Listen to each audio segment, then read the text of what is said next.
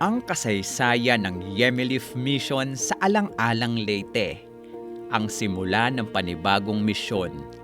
Sa paglalakbay ng Yemilif sa pangunguna ng Superintende General Bishop Noel Abiog tungo sa pagpapalaganap ng mabuting balita, isang bagong kwento ng pananampalataya ang sumibol at nagbukas ng pinto upang magkaroon ng isang panibagong misyon sa isang tahimik na bayan ng Alang-Alang, Leyte. Nagsimula ang lahat ng ang Rysel sa pangunguna ni Predigador Emily Ronquillo ay nagkaroon ng construction project sa Metro Supermarket sa Alang-Alang, Leyte. Sa tulong at pangunguna ng ating General Evangelist Oscar Cuevas Jr., Pastor Dennis de la Rosa, kasama si Misyonera Rosalie Cruz, nagsimula ang pagkakaroon ng mga gawain sa dakong ito. Mula sa maliit na gawain sa construction site ng mga workers hanggang sa bahay-bahay na Bible study, ito ay nagpatuloy at lumago. Sa gabay ng ating dakilang Diyos, sumilang ang Tacloban Yemilif Mission Church na itinuturing na daughter church ng Wakas Yemilif. Pagsapit ng kalagitnaan ng taong 2023, muling bumalik sa Leyte sina Misyonera Rosalie, Predigador Emily at Predigador JB upang ipagpatuloy ang pangangaral ng salita ng Diyos sa mga manggagawa ng metro. Sa pagkakataong ito, si Misyonera Rosalie ay naiwan sa lugar upang itaguyod ang gawain ng Panginoon. Magbahay-bahay, magturo ng salita ng Diyos at magpalakas ng pananampalataya sa mga nakatira sa pamayanan ng Jiki at San Roque.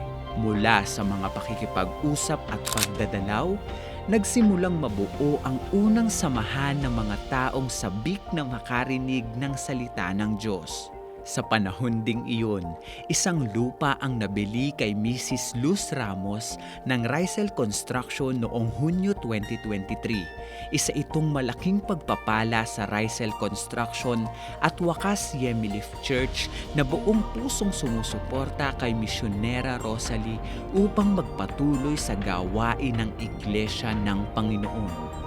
Ang adhikain ng kumpanya ay makapagtayo ng mga misyon sa bawat lugar na kanilang napupuntahan upang doon ay magbahagi ng salita ng Diyos. Ang pagdadalaw ng mga lingkod ng Diyos.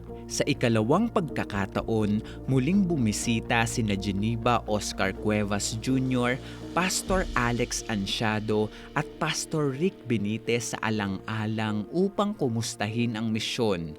Nakita nila ang bagong kapilya at ang paglago ng ministeryo sa pangunguna ni Misyonera Sally. At mula din sa suporta ng Wakas Yemilif Church sa pangunguna ng mga manggagawa nito. Pastor Raymark Orbilio, Jack Chona Rodriguez, Pastor Solicer Rodriguez, Pastor Hannah Ardan, Official Board Chairman Predigador Emily Ronquillo at Pangulo ng Misyon Predigador JB Boncay.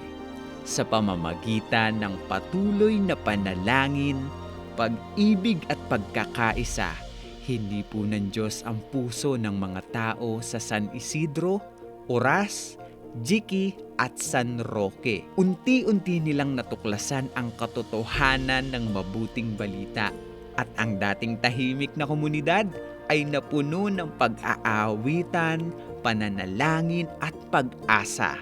Ang misyon ay patuloy na lumalago hindi dahil sa lakas ng tao, kundi dahil sa katapatan ng Diyos na tumatawag, gumagabay at nagbibigay ng tagumpay. Ang kasaysayan ng Yemilif sa Alang-Alang ay hindi lamang kwento ng mga pangyayari, kundi buhay na patunay ng pagkilos ng Diyos mula sa maliit na pagtitipon sa construction site hanggang sa pagtatayo ng bahay-sambahan. Bawat hakbang ay kwento ng pananalig at pagsunod. Ito ay paalala na kapag ang puso ay handang maglingkod, Walang lugar na malayo at walang hamon na hindi malalampasan. Ang misyon na minsay maliit, ngayon ay nagliliwanag at tumatanglaw sa buong komunidad ng Alang-alang Leyte. Isang patunay na ang Diyos ay tapat sa kanyang mga pangako. Purihin ang ating Panginoon.